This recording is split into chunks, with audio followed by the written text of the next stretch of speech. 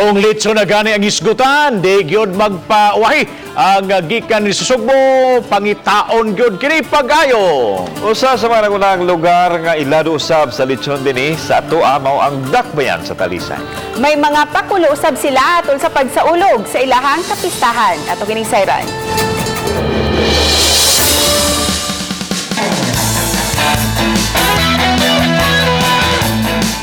Kinsabagod ang makabalibad sa lechon. Sa matag okasyon, dili gayud kini mawagtang sa lamesa.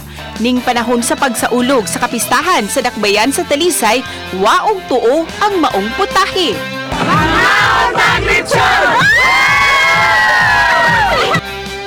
Siguradong mabusog gayud ka kay ang pakulo sa SK Federation sa Dakbayan, anli lechon alang sa kabatanunan.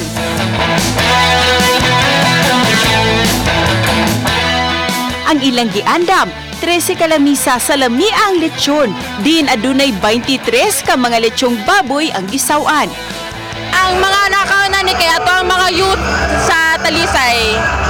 Kada chairman kay magdala og mga tagsa-tagsang youth sa ilang kada barangay, managtabok mi dili karon nga nagkausa. Samtang bisan kun adunay paanli, daw swertehon gihapon kaayo ang mga negosyante. Sama na lang sa baligyang lechon ni Charis Basanyes nga natilok gayod ang gibaligya. Matud niya nga duha ka oras pa lang nahurot na ang duha nila ka mga dagkong lechon. Kung mahurot gid siya tanan everyday. Oo. Oo. Ay bawi kayo. May tag pagpipaninti kada adlaw.